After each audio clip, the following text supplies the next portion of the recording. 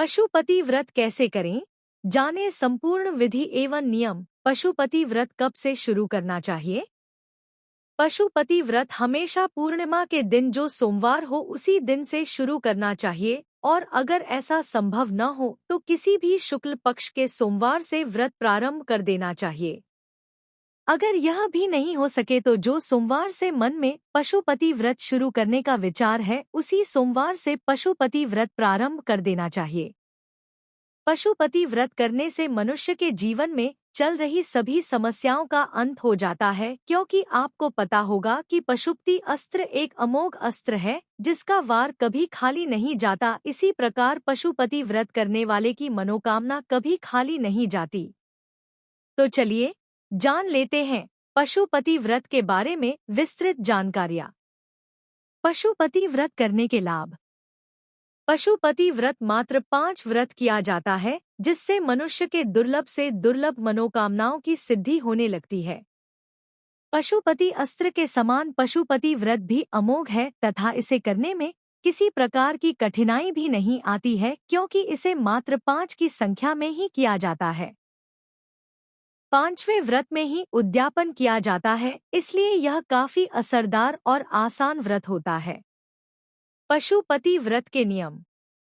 आय पशुपति व्रत करने वाले को सर्वप्रथम सुबह जल्दी जागना चाहिए।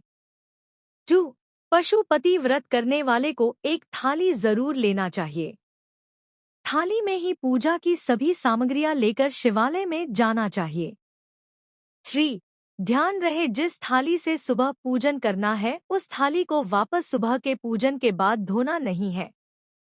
उस थाली में पूजा की सभी सामग्रियां लेकर और 5 दीपक लेकर शिवालय में जाना चाहिए। 4. व्रत करने वाले को मन, कर्म तथा वचन से शुद्ध होना अनिवार्य है। पशुपति व्रत की पूजा सामग्री। पीतल, तांबे या कांसे की एक थाली, सफेद चंदन, फूल, बेलपत्र, नंदी जी के लिए दूर्वा, आंकड़े का फूल और पत्ता, शमी का फूल और पत्ता, पंचामृत यानी दूध, दही, घी, शक्कर, शहद, साफ जल जिसमें गंगाजल मिश्रित हो, बेलपत्र, भोग, प्रसाद के लिए कुछ सामग्री जैसे रोली, चंदन, घी का एक दिया, भस्म, इत्र, कलवा, जनेऊ इत्यादि। पशुपति व्रत की पूजा विधि। पशुपति व्रत करने वाले को ब्रह्मा मुहूर्त में जागकर अपने सभी दैनिक क्रियाकलापों से निवृत्त होकर घर में अपने देवी देवताओं की पूजा करने के बाद एक थाली तैयार करें, जिस थाली में उपरोक्त सामग्रियों को सजा लें और इसे लेकर किसी भी शिव मंदिर जरूरी है। यदि व्यवस्था दूर हो और न जा सके तो घर पर भी यह पूजन कर सकते हैं, परंतु इस पूजन को जल्दी फलीभूत करना है तो आप अवश्य किसी शिव मंदिर जाएं।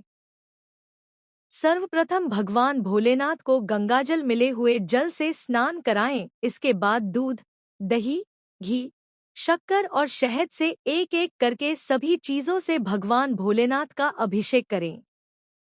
जब सभी अभिषेक पूर्ण हो जाए तो अंत में फिर स्वच्छ जल से महादेव को स्नान कराएं। तत्पश्चात भोलेनाथ का श्रृंगार करेंगे। इसके बाद उन्हें सबसे पहले इत्र लगाएंगे, फिर चंदन लगाएंगे, उसके बाद जनेऊ पहनाएंगे तथा अंत में वस्त्र स्वरूप मौली उन्हें अर्पित करेंगे। इसके बाद फूल या फूलों की माला जो आप ले गए हों वह चढ़ाएंगे। इसके साथ ही शमी पत्र और बेलपत्र भी जरूर चढ़ाएं। आंकड़े के पत्ते या फूल भी चढ़ाने से वह शीघ्र प्रसन्न होते हैं। इन सब के बाद घी का एक दीपक भी प्रज्वलित करें। भोग के लिए जो भी सामग्रियां ले गए हैं वह भोग स्वरूप में वहां पर अर्पित करें। मंदिर में अलग से गौरी गणेश और कार्तिकेय जी हैं तो उनका भी पूजन करें, और अगर आप सुहागत हैं तो आप गौरी माता को सिंदूर भी जरूर अर्पित करें। अंत में किसी भी स्तोत्र का पाठ कर सकते हैं। इस प्रकार आपकी सुबह की पूजा पूर्ण हो गई। पशुपति व्रत में शाम की पूजा विधि। पशुपति व्रत में जो सुबह पूजन के लिए आप थाली ले गए हैं उस थाली को बिना धोए रख दें। जो सामग्रियां बची हुई हैं उसे उसी प्रकार रहने दें और उसी से शाम को भी भोलेनाथ की पूजा करें। शाम को अभिषेक करना आवश्यकता नहीं है, केवल अपने घर में कोई भी भोग की सामग्री बना ले, जैसे सूजी का हलवा बना सकते हैं, खीर बना सकते हैं, मालपुआ बना सकते हैं या चूरमा भी बना सकते हैं। उसके बाद घी के 6 दिए अपने साथ लेकर मंदिर जाए। मंदिर जाकर 5 दिए वहां जला दें। भोलेनाथ को जो प्रसाद आप ले गए हैं, उस प्रसाद के 3 हिस्से करें, 2 हिस्से मंदिर में छोड़ दें और एक हिस्सा स्वयं के लिए उठाकर घर ले आएं और उस प्रसाद को पूजा के बाद स्वयं ग्रहण करें और भूल से भी उसे किसी अन्य व्यक्ति को ना दें।